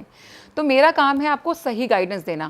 उल्लू बनाना बड़ा आसान है। जब आप ये आगे से मेरे पास आओ कि मैडम पैसे की टेंशन नहीं है, जितने बोलोगे उतने ट्रांसफ़र कर देते हैं, लड़का ला दो खाली, तो मेरे को कितनी देर लगेगी? बुद्धू बनाने वाला आदमी तो फटाक से बोलेगा तू ट्रांसफ़र कर दे, हम कर देते हैं। बट मैं अपने कर्म खराब नहीं कर सकती। हाँ, अगर मैं साधना नहीं कर रही होती, मेरे को सच में ये रियलिटी चेक नहीं होता, तो माइट भी मैं वो केस लेती, लेकिन मैं ऐसे केसेस नहीं लेती। कुछ केसेस में जेन्युइनली दिखाई देता है कि लड़का सच में बहुत अच्छा है, करंटली दोनों के बीच में प्रॉब्लम चल रही है, बट फ्यूचर दोनों का अच्छा दिखाई दे रहा है, तो वो केस मैं लूंगी। तो इस केस में आप रेमेडीज लेते? बिल्कुल, इस केस में हम रेमेडीज देंगे कि आप कुछ एक रेमेडीज, जैसे हमारे दर्शक भी ऑफकोर्स हमें देख रहे हैं, उनके लिए भी कुछ एक ज़रूर चीज़ें बताएंगे। खास करके हस्बैंड वाइफ की पहले बात कर लेते हैं। जिन हस्बैंड वाइफ के बीच में आप लोगों को लगता है कि इंटीमेसी लेवल काफ़ी कम हो गया है ना, भाई मेरा हस्बैंड मेरे में इंटरेस्टेड ही नहीं है, आजकल बाहर ही ज़्यादा रहते हैं, तो very different kind of a टोटका, बट वेरी कारागार टोटका ऑल्सो। आपने क्या करना है, आपने अपना अंडरगारमेंट लेना है, अपने हस्बैंड का अंडरगारमेंट लेना है, दोनों की नॉट बनानी है। पहले दोनों को एक साथ नॉट बना दीजिए और उसको अपने घर के साउथ वेस्ट कॉर्नर में जो है कहीं पर भी छुपा करके रख दीजिए। आपके हस्बैंड का इंटरेस्ट आपके अलावा कहीं और नहीं जाएगा, तो he will come back to you. ये तो अलग ही टाइप की रेमेडी बताई आपने। Exactly, I know it's different, but बहुत ज़्यादा काम कर रहा है। और अगर आप इसको लॉजिकली भी कनेक्ट करना चाहोगे तो it make complete sense also. अरे वाह, आपने ये वीडियो यहाँ तक देख ली भाई, तुमने हमारी मेहनत सफल कर दिया। तुम ही लोग हो असली रियल हिट। और अगर आपको बहुत मजा आ रहा है ऐसी क्लिप्स में, ऐसी वीडियोस में, तो फटाफट जाइए प्लेलिस्ट पे बिंज वॉच कीजिए, सारी वीडियोस देख डालो और मौज काटो। That is it. हम मिलेंगे नए पॉडकास्ट में, नई क्लिप में। Till then bye bye, see you, take care, do subscribe. Best of real talk online. Okay, bye bye.